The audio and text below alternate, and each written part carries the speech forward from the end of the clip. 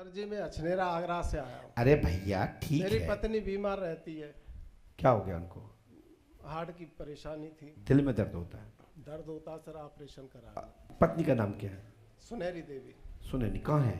घर पे sir. Doctor के यहाँ कभी गए हो आप? अजय यादव डॉक्टर साहब। तो वहाँ आप जाते हो इलाज कराने के पत्नी जाती है? हम ले जाते हैं सर, साथ में जाते। तो पत्नी जाती है ना, तो क्या है इंजेक्शन हम तुम्हारे लगाए कहा यहाँ? नहीं सर। पंडोकर धाम में पत्नी क्यों नहीं लिया, कारण बताओ मैंने। सर अभी ऐसे चलने लायक नहीं है सर। तो डॉक्टर के यहाँ कैसे ले जाते हो? वहाँ तो गाड़ी से ले जाता। तो यहाँ का तुम पैदल आए हो? ट्रेन से आया हूँ सर। अच्छा, डॉक्टर तुम्हारे कहाँ पे है? आगरा में सर। अच्छा, जो तुमने दिमाग लगा दिया, ठीक है। तो पत्नी का नाम यही नाम क्यों रखा आपने? मैंने नहीं रखा सर, जो तो उसके घर वालों ने रखा है। क्या नाम रखा उन्होंने? सुनैना? सुनहरी देवी। सुनैनी देवी। सुनैना क्यों नहीं रखा? और ये तो सर घर वालों को मालूम होगी सर। तो आप चाहते क्या उनसे? अब ठीक हो जाए सर, आपका आशीर्वाद। क्या आपने यहाँ किसी को नाम तो नहीं बताया था? हमने जितना लिखा उतना लिखा, सही हो तो बता देना, गलत हो मना कर देना। आपसे किसी ने पूछा हो तो टोक देना, ठीक है। हम लिखा सुनैनी देवी पे प्रेत बाधा है, दिल की नस छोटी और बड़ी लॉक हो गई है, मतलब चौक हो गई है, रक्त रुक गया है, लाभ होगा, आशीर्वाद है। उसके ऊपर प्रेत बाधा है, साथ ही बीमारी है, डॉक्टरी इलाज कराइए, डॉक्टर से परामर्श लीजिए, डॉक्टर ने बताया उपचार कराइए, आप सब विवेक आप अपना उपयोग करिए। हम इसको प्रेत बाधा बता रहे हैं, वह डॉक्टर इसको हार्ट रोग बता रहा है, वो उनका विषय है, ये मेरा विषय है। अब जो तुम्हारा विवेक काम करे वो करिए, इस बात को विशेष नोट करें। डॉक्टर अपने ज्ञान के द्वारा बता रहा है, जो उसके पास पढ़ाई है, जो उनके पास डिग्री है, हमारे पास जो अनुभव है, जो हमारे गुरुजनों ने मुझे बताया है, जो हमारे गुरु ने मुझे सिखाया है, और जिसकी तलाश में आप जानने यहां तक आए, जिसको पढ़े लिखे लोग अंधविश्वास मानते हैं, उसी अंधविश्वास में हजारों लोग यहां भीड़ में बैठे हुए हैं, या अपनी बारी के नंबर की तलाश में। सब लोग अपना अपना स्वविवेक का प्रयोग करिए।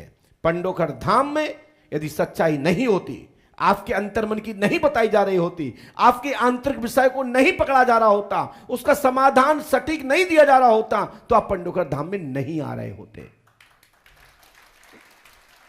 हम नहीं कहते कि आप अंधविश्वास में पढ़ो, हम कहते हैं प्रकाश में रहो। यही तो हमारी उद्घोषणा है कि सत्य की विजय हो, सत्य में जयते। सत्य की विजय हो, सत्य स्थापित हो, सत्य ज्ञान का प्रकाश हो, सत्य में ही सब समाहित रहे, सत्य को ही तलाश में रहे, सत्य को ही पहचानते रहे, सत्य को ही मानते रहे, सत्य में ही चलते रहे। यही तुम्हारा स्वधर्म है।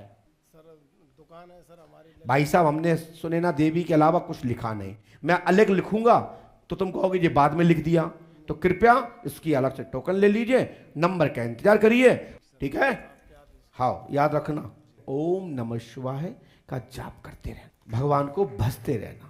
या तो उस रास्ते से आ जाओ या इस रास्ते से आ जाओ, या तो दान के मार्ग से आओ या जप के मार्ग से आओ।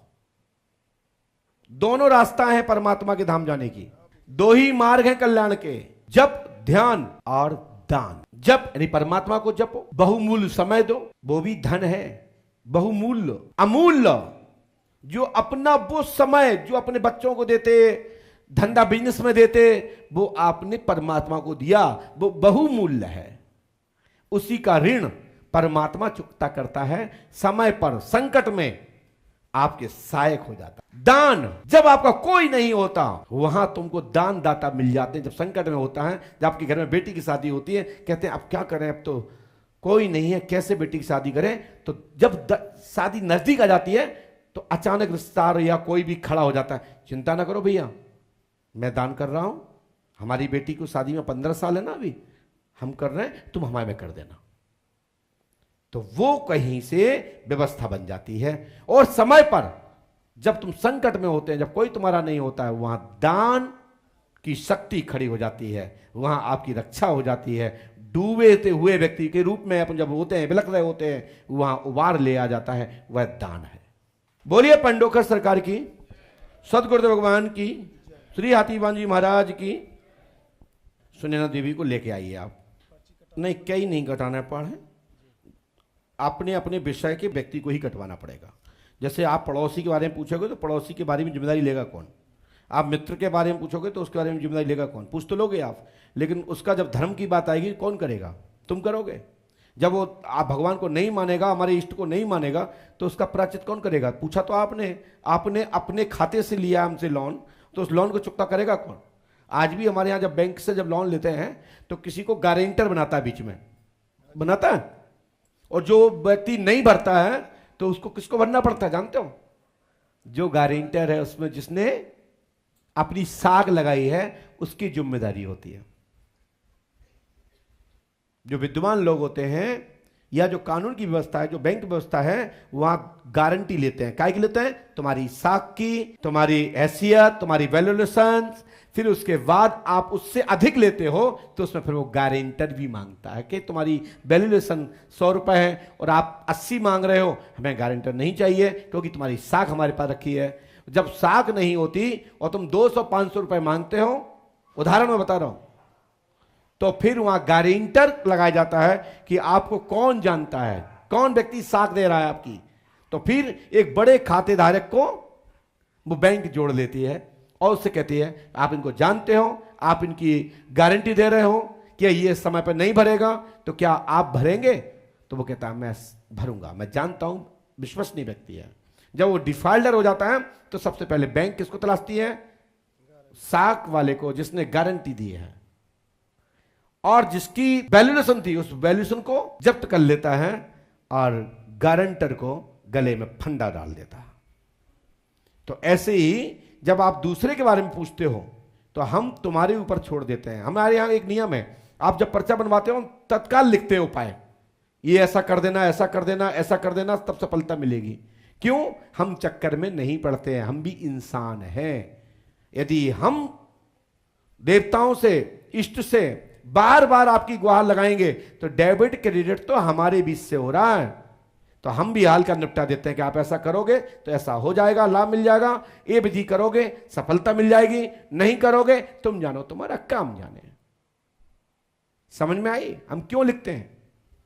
जैसे डॉक्टर लिखता ना, आपको अमुक बीमारी, अमुक उपचार, ये उपाय, दवा खाओगे, नियम करोगे, लाभ मिल जाएगा। ऐसे हम कहते हैं ये अनुष्ठान करोगे, यहां का नियम करोगे, यहां की 5 अमावस्या पेशी करोगे, अर्जी सही कटवाओगे, निष्ठा से आओगे, अपनी निष्ठा को मजबूत रखोगे, मैं गारंटी लेता हूं 101% तुम्हारा काम हो जाएगा। अब यहां पर्चा एक है, लेकिन एक पर्चे के माध्यम से हमने कितने लोगों को समझाया? लाखों लाखों करोड़ों लोगों तक ये बात धीरे धीरे धीरे धीरे सेकुलर हो जाएगी। दुनिया में ये बात चली जाएगी कि हमारे गुरुजी ये बात कहा करते थे। कभी भी देवताओं के साथ, मठ मंदिरों के साथ, साधु संतों के साथ, ब्राह्मणों के साथ मजाक नहीं करना है। यदि ब्रह्मवादी ब्राह्मण है और आप उससे मांग ले गए कुछ और आपने नहीं दिया, तो या तो तुम भोगोगे या फिर वो ब्राह्मण भोगेगा, या वो संत भोगेगा या वो साधक भोगेगा जिसने अपने इष्ट से मांग के आपको दे दिया। लेकिन योग बदला, समय बदला, हम लोग भी योग को देखते हुए तत्काल औपचार भी बता देते हैं, अपने पास से भी पल्ला झाड़ देते हैं कि भैया आप पूछने आए थे, हमने आपको मार्गदर्शन बता दिया कि आपको ऐसा करना है और ऐसा करोगे तो ऐसा लाभ प्राप्त हो जाएगा। जैसे हमने पीपल को काटने का, उखाड़ने का, दूसरे लगाने का जो विधान बताया, हमने साथ साथ विधि बता दी, अधूरा नहीं बताया। इसी प्रकार से हमारा काम होता है पूर्णतः सत्य की ओर मार्गदर्शन करना। यदि हम गलत बताएंगे, अधूरा बताएंगे, तो उसका दोषी मैं भी बन जाऊंगा।